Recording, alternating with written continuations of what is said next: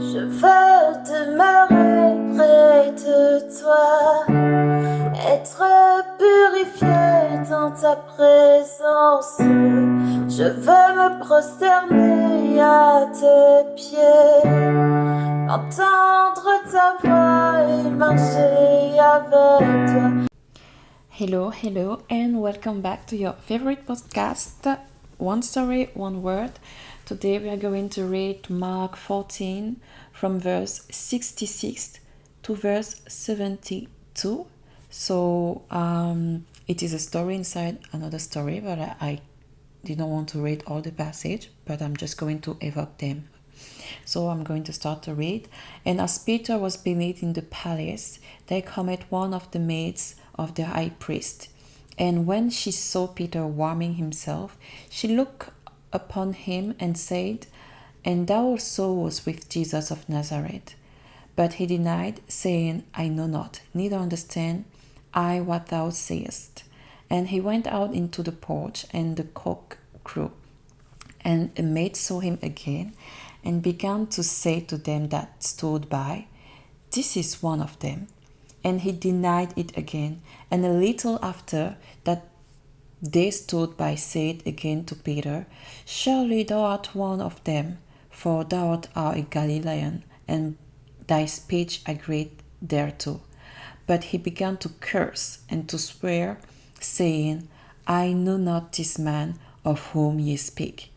And the second time the cock crew, and Peter called to mind the word that Jesus said unto him before the cock crew twice, Thou shalt deny me thrice.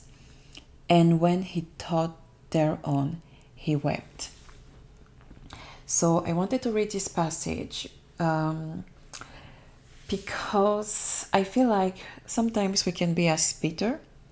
So Peter here, we know that, yes, he denied Jesus. And we are also, sometimes we can, when we discuss it when we are with other Christians, we can mock him, or we can be like, oh, he said that he will not deny him, and now he has denied him. But the interesting part is that in Mark 14, the verse 31, he was not alone saying to Jesus that, oh, I will not deny you. The verse 31 says that, but he spake the more vehemently, If I should die with thee, I will not deny thee in any wise. Likewise also said it all. So all the other disciples also say to Jesus that, oh, we will not deny you. So Peter was not alone. But also, what I wanted to highlight here was the fact that there is this episode in Mark 14, verse 31, where he says with his mouth that I will not deny you. I will rather die with you than deny you. And secondly, in also the chapter 14, in the verse 47, Peter was the one that take a sword, and he took a sword and smote the servant of the high priest and cut off his ear. So even with his action, you can see that man as someone who is on fire for Jesus, that can never deny him. Even himself, when he has done that, maybe in his heart he was like, I know who I am, I know what I can do for my master, I am very faithful, I am very loyal, and all that. But now, starting in verse 66, we are just like, what happened? Why your heart has changed?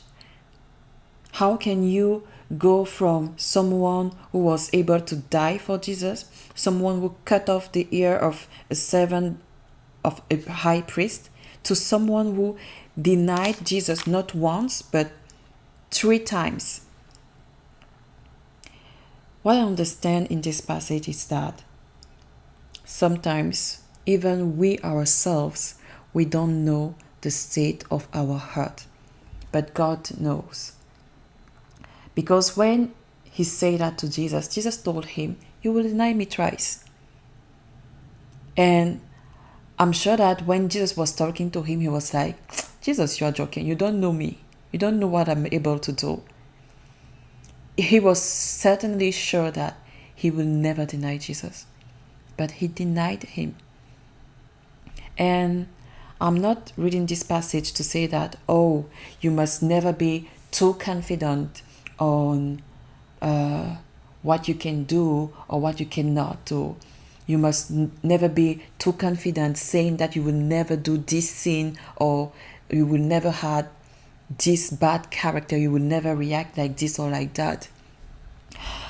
Because sometimes we can throw rocks to people that will talk like Peter, saying that they are prideful and that they don't have humility. But what is true humility? Humility is, the true humility is accepting what God says about me. True humility is knowing who I am. And in this case, Peter did not know who he was. He thought that he was something that he was not. He thought that he will be loyal to the very end. Sometimes you can pray saying to God that, oh, I'm just going to pray for 3 hours every day from now. And you start praying for 3 hours, Monday to Sunday, but it does not last 1 month. You stop after 2 weeks. Sometimes you underestimate your capacity. You don't really know what it is in your heart. So today I really want to encourage us to ask God to reveal to us what is really in our heart. What are we able to do and what are we not able to do? I don't want you to say that, oh, I will never be too bold. It's not about that. Because you can be bold and be faithful to the very end.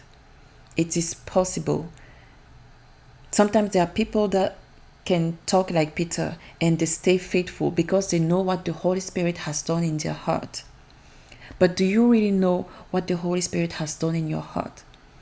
Do you know what you have in your heart? That's the very question here, the real question here.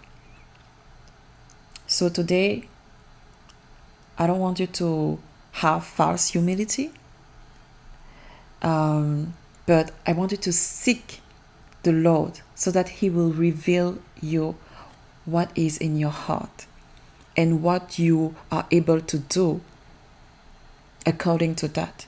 And if your heart is not really with Christ, is not completely with Christ, that He will show you what you can do to purify your heart so that you will walk according to His truth in true humility. So I hope that this podcast has encouraged you, and we will see each other again in another podcast. Be blessed.